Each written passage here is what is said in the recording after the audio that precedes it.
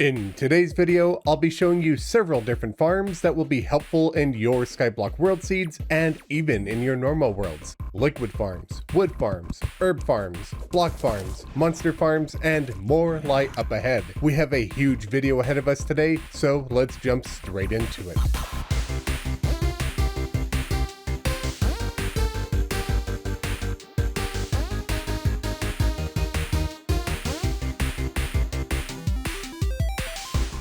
Greetings friends, Khaios here. In my previous video, I showed you a farm that you could build in your Skyblock world to get Kativa and Fox Parks, as well as a simple Dig Toys setup. If you missed that video and you were hoping to have a farm for them, I'll leave a link to my previous video in the description.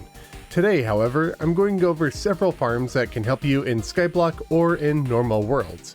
Be sure to like, comment, and subscribe to help the channel in the algorithm. We have a ton to get into, so let's start by taking a look at some simple farms. Having enough water, honey, lava, or shimmer for our needs is important in any playthrough, but especially for Skyblock. I recently covered how to duplicate liquids in my first Skyblock video, so I won't beat a dead horse here, but I will show you some different ways that you could set them up for different results. Just as a quick recap, this is what the wired automated liquid duplicator that I use looks like. If you would like to see the full dimensions and how to build these duplicators, be sure to check out my first Skyblock video, which will be in the description as well. But we can do more with these than just get liquid from them. If we combine the liquid duplicators, we can set up simple block farms.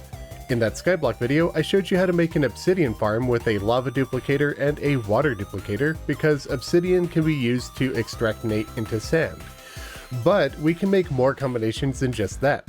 Water plus honey makes honey block. Lava plus honey makes crispy honey block. And anything plus shimmer makes Ethereum block.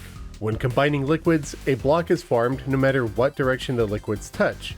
That said, you'll always want to set up these liquid duplicators so that the slower moving liquid is on the top and the faster moving liquid is on the bottom.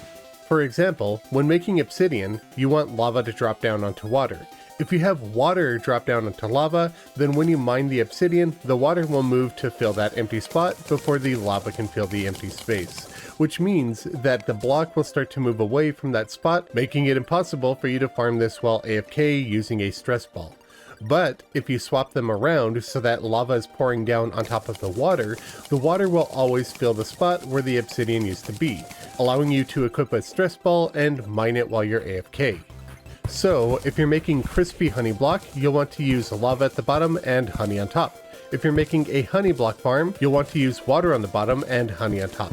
When it comes to making Ethereum block, even though both water and shimmer look like they move at the same speed, water is actually a little bit faster than shimmer is, so you'll need to have the water on the bottom. Last bit of advice, the slower moving liquids will duplicate much slower than the faster moving ones. So if you make these block farms, it might be helpful to have multiple liquid duplicators for the slow liquids and just one for the fast. Now let's move on to some more simple farms.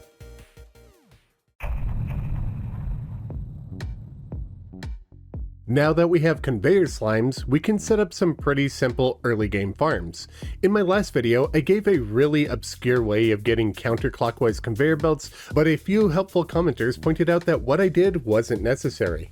We can craft conveyors in the opposite direction straight from our inventories, or if we really wanted to, we could toss them into the shimmer and that will swap them as well.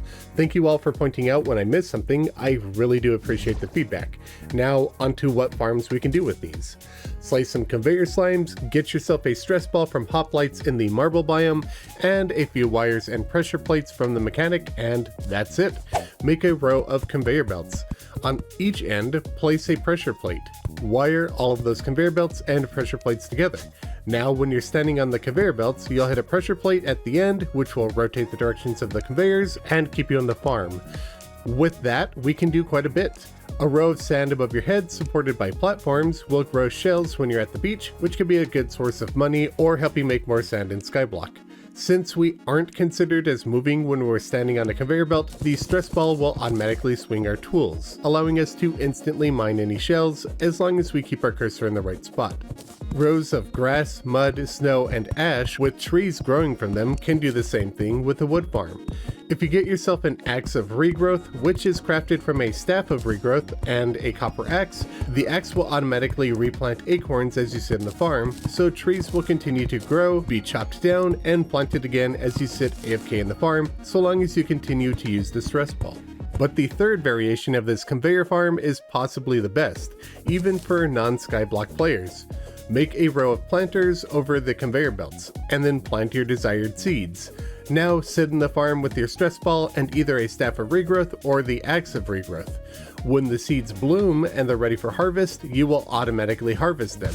Since you are using one of the regrowth tools, you'll get extra seeds and herbs, but even better, when you harvest the herbs using one of the regrowth tools, that plant will not be broken, allowing it to regrow over time without having to replant the seeds. Now you can make a fully AFK farm with some conveyor belts, all thanks to the stress ball.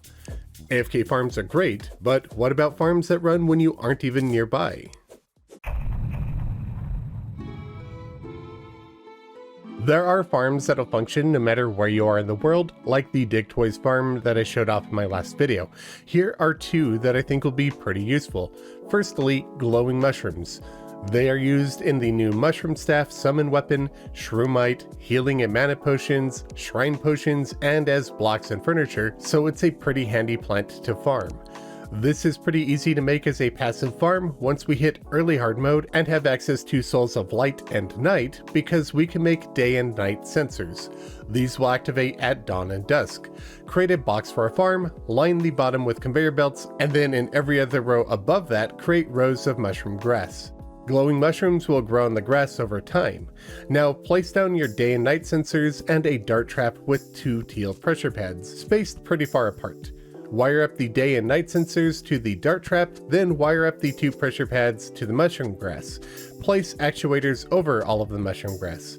Fill the space in between the 2 pressure pads with honey to slow the dart down. Now every day at dawn, the dart will shoot, activating the pressure pads and actuating all of the blocks, which breaks mushrooms that will then fall onto the conveyor belt.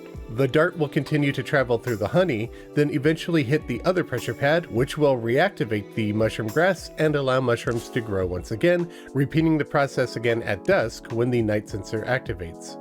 Make sure this farm isn't exposed to the elements, otherwise falling stars can hit a teal pressure pad and throw the farm off. Either place this underground or build a line of blocks over the top of it. At the end of the conveyor belt, place a 5-second timer next to a chest and wire them up, turning the timer on. That way, the chest can automatically pick up any of the glowing mushrooms when they break. And now we have a fully passive mushroom farm. Next is an old farm that I used to build for Fallen Stars that has a whole new target in this update, Meteorite. 1.4.5 has brought an entirely new event called a Meteor Storm. This causes a rain of meteors all around the world, which is not only dangerous, but it's lucrative, as it drops meteorite. Meteor showers have a 50% chance of happening instead of a falling meteor whenever a meteor is meant to spawn. If you're playing on Skyblock, it seems that is bumped up to 100% chance. These meteor showers are not to be confused with the night event where a lot of fallen stars spawn.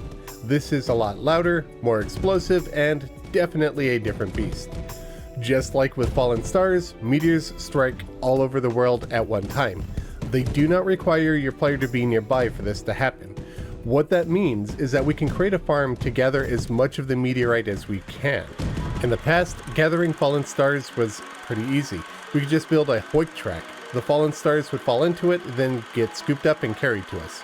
1.4 changed how fallen stars spawn, and fallen stars no longer land inside of hoiked blocks. We could still make a sky farm with hoiks, but they had to be on timers and actuators, and they were a lot less efficient. Plus, doing all of that hammering was a pain in the butt. Now, however, conveyor belts just move items, so we can make sky farms without hammering at all. They'll be a lot slower than hoiks, but it's a lot easier. We could just set up rows of conveyors in the sky. Another plus side to the sky farm is that you'll also gather more fallen stars at night. This also acts as a shield, as meteor showers will hit the conveyors and not be able to land on the ground. There's just one issue for normal worlds. If you have a sky farm, that means a meteor can fall onto the farm and break it, requiring you to repair it. If you were to place a bunch of meteorite in your world to block meteors from spawning, then you won't get any meteor showers either. So if you're wanting to farm this in a non-Skyblock world, you'll have a 50% chance of having to repair your sky farm anytime a meteor falls. Or you can shield the sky farm by placing chests, hat racks, dressers, or mannequins across it. Any storage item will prevent a meteor from falling within 35 tiles of it. That means if we place chests every 70 blocks within the sky farm, then meteors can't strike it. Now for something a bit more interesting.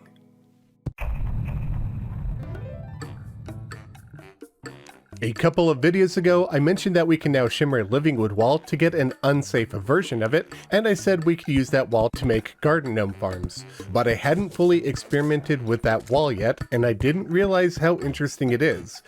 Yes, gnomes spawn in front of it, and we can indeed make a farm for them, easily.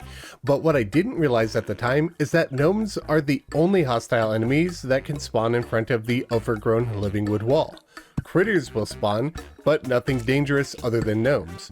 So if you're on the prowl for golden bunnies or squirrels, this could be a great way to help force them, or, you know, make a bunch of food or explosive bunnies. But this goes even further. If you take the overgrown Living Wood Wall underground, then we no longer get gnomes because we're not on the surface, nor do we get bunnies and squirrels. We start getting mice, snails, and worms. Nothing hostile will spawn. So this could be a great way of getting easy fishing bait or golden worms or rats for your collection, or for food, as Golden Delight is the best food that you can craft. Plus, it's totally safe, given that nothing hostile can spawn in front of this wall.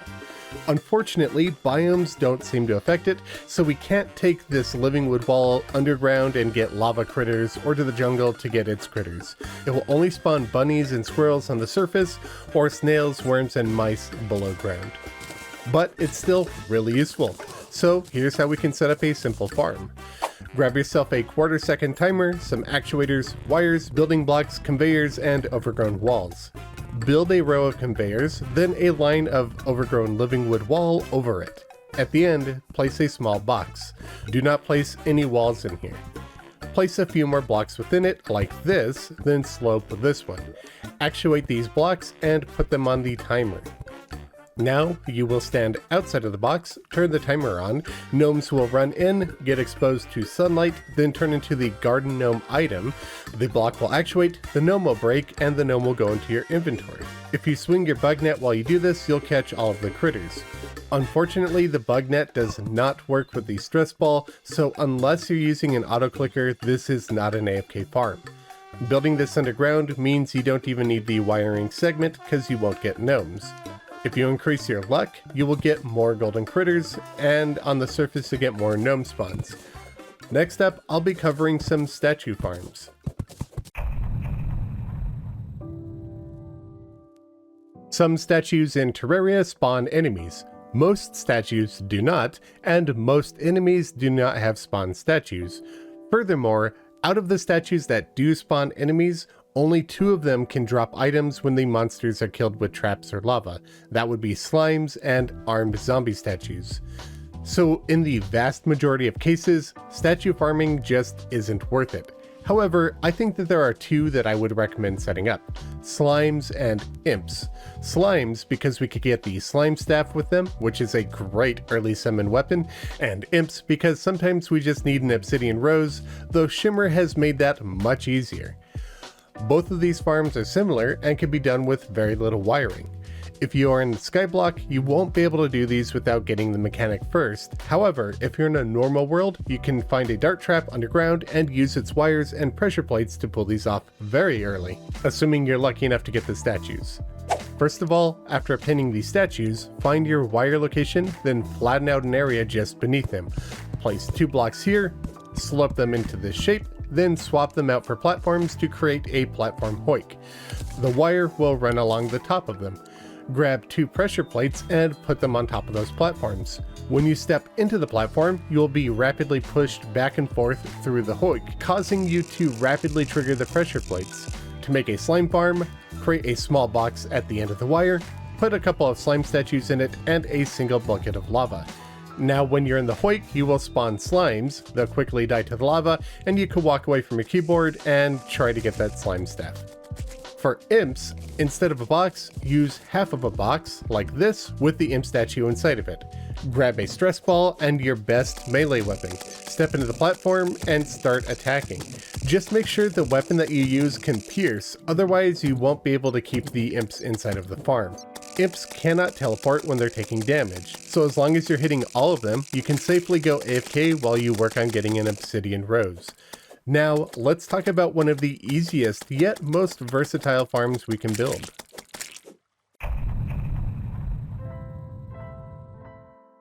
One of the most classic and useful farms that we can build is a volcano. This is simply 2 sloped platforms, 10 blocks tall, leading up to a small pit with lava in it. It is extremely easy to set up, takes no wiring, and only 1 bucket of lava. You can sit AFK under the lava and collect items as things die. You can put this on the surface for slimes, blood moon enemies, or more. You can put it underground or in the cavern. You can use it in various different biomes. It's extremely versatile and pretty easy. It's my go-to recommendation for beginning farms. The most difficult part of it is making sure that you can only get monsters spawning within the farm and nowhere else. Nothing can spawn within 124 by 70 tiles of your player's AFK spot. Monsters will spawn from 125 by 71 to 168 by 94 tiles of the player. So if we clear out every block in a 169 by 95 range, with the AFK spot being in the center of that rectangle, then nothing will spawn around us. Placing blocks will give monsters a place to spawn, so we can control how and where we get them. Doing this in Skyblock is very easy, as the world is already empty. Doing it in a normal world will take more time. I recommend utilizing bombs. Once we have our AFK spot, build the volcano over the top, 10 blocks high, with sloped ramps leading up to it. You can use conveyor belts to push things along faster. Now make rows of blocks to the left and the right of the volcano for things to spawn on. Again, you can use conveyor belts here. If you want to spawn enemies that are specific, like chaos elementals that spawn on pearlstone, then you can add those specific blocks under the conveyor belts, and the conveyor belts will spawn enemies as if they are the block beneath them. Lava usually destroys gray and white named items, such as coins. However, if a layer of lava is thin enough, it won't destroy any items, but it will still cause damage and the burning debuff. This is why we only use a single bucket of lava within the volcano. And that's the classic volcano done. We can drastically improve on this design and make far more lethal and lucrative farms, however.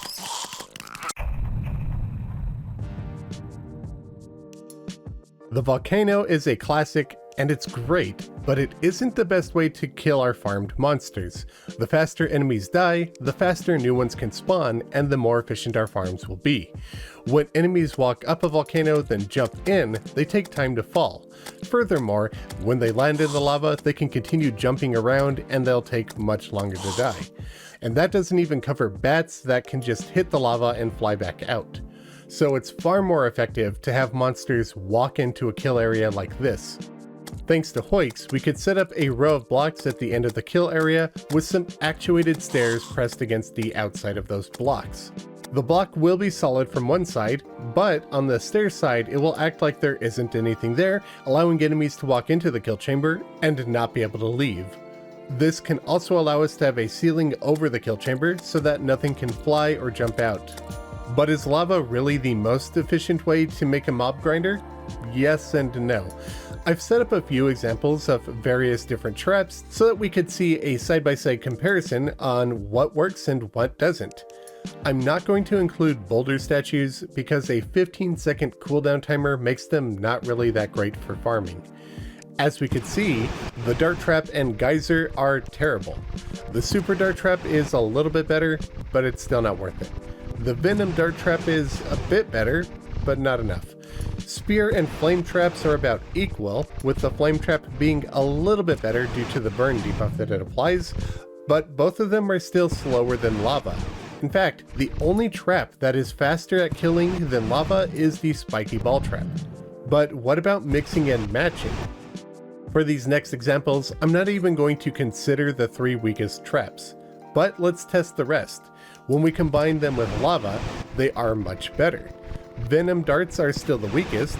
Spear and flame traps are just about equal, though they're faster than they used to be, and spear trap is a little bit faster as lava applies the burning debuff now.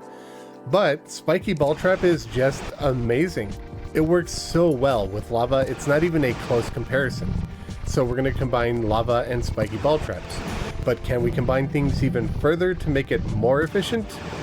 The far left example has just spiky balls and lava. As you can see, everything dies at roughly the same time, give or take some lower or higher damaging hits. And that's because spear, flame, and venom traps don't actually even get to land a hit. You could actually see this in real time, as the venom dart usually turns the unicorns purple when they're poisoned. Since these unicorns aren't turning purple, it's obvious that the venom darts aren't hitting. So effectively, in all of these setups, the only things that are hitting are lava and spiky balls. So that's all we'll need in our kill chambers. Now let's make a super efficient farm out of it. For the next farm, I'm going to be building this in the cavern layer, right next to the underground layer. This will give us most of the cavern spawns, but it'll avoid things like Tim and rune wizards, which can snipe you from off screen. But you can build this farm anywhere in the world for whatever your needs are. To make your farm building easier, I recommend setting up everything in the center first, so we don't have to deal with monsters spawning while we build. The AFK spot will have a bucket of honey, 3 heart statues, and a bast statue nearby, as some enemies go through blocks and we want to be able to survive them. We'll also add a water candle to increase spawn rates, as well as a teleporter on the floor to get in and out easily, and a gnome will increase our luck. Next, above the spawn point, I'm going to set up the kill chamber and loot transfer system. The kill chamber is just a small box, 4 spaces in height, with a row of spiky ball traps on the ceiling, leaving a gap for loot to pass through. A line of conveyor belts will cover the floor and lead up the center of the kill area to carry loot upwards from both the left and the right tunnels in the middle. A loot transfer setup will happen near the top of the conveyor belts that will move everything from the right track to the left track and put everything on one row of conveyor belts, making it easier to transfer up to our storage. That will carry up as far as we need, potentially up to the base, but in this example, it's just going to be off screen out of the spawn area. At the end of that conveyor, add a series of chests and a 1-second timer and wire them up. These chests will pick up the farm loot safely. You could always come back later to organize the chests, or I'd recommend just looting them, going to your main storage area, and auto-stacking to nearby chests to make things a little bit easier. I still really wish that we had a means of filtering chests with the automatic pickup, but maybe in another update. Back to the kill chamber, just add a bucket of lava in each part of it. After that, we need to have a way for monsters to get into the death trap, as those are solid blocks. Line the blocks with platforms and actuators, slope them in the stairs, then actuate them. This will allow entities to pass through the solid blocks from the stair side, but only in one direction. They won't be able to leave. Repeat on the other side. Next, we want to prevent monsters from jumping, so we need to shorten the entrance by 1 block, yet we also need to leave it at 4 blocks for rock golems to enter. We can add a few more blocks and another actuated stair. This actuated stair will allow rock golems to pass through the block, that's making it a 3 tall tunnel, but that block will also prevent shorter mobs from jumping.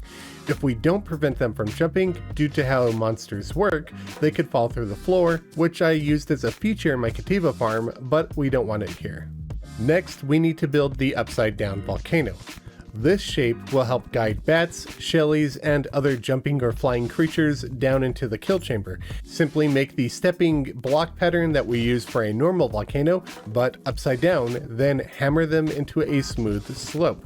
Be sure not to build this inverse volcano more than 30 blocks above the AFK point, otherwise enemies are going to be able to spawn on top of it.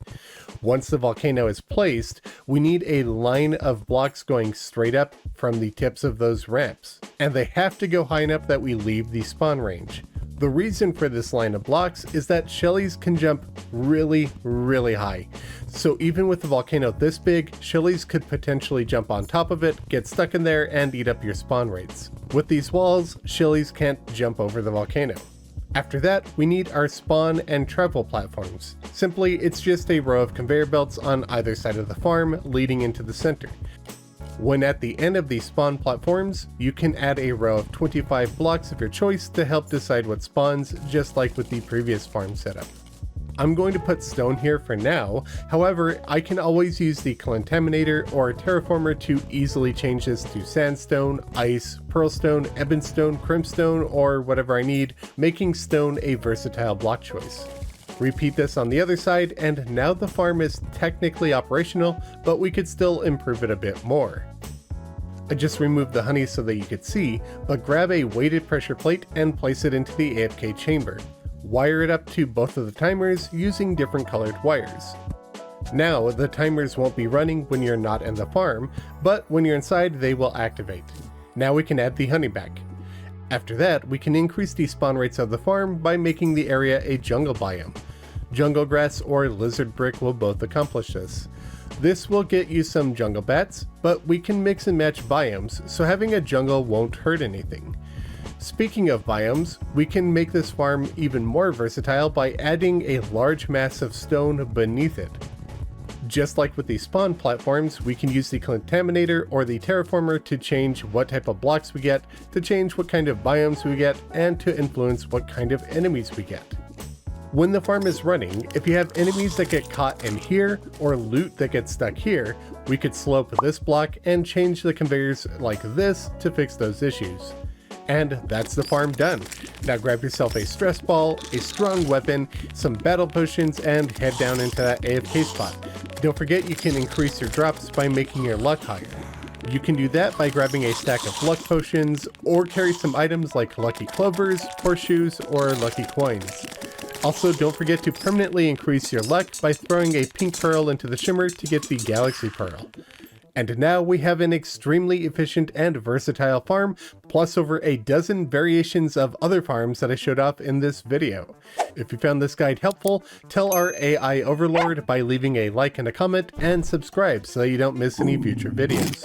A special thanks to my biggest supporter for the month, Kasu. And be sure to check out my channel artist, MythicalWater, linked in the description below. Thank you all very much for watching. Be back soon with a new video. Happy building.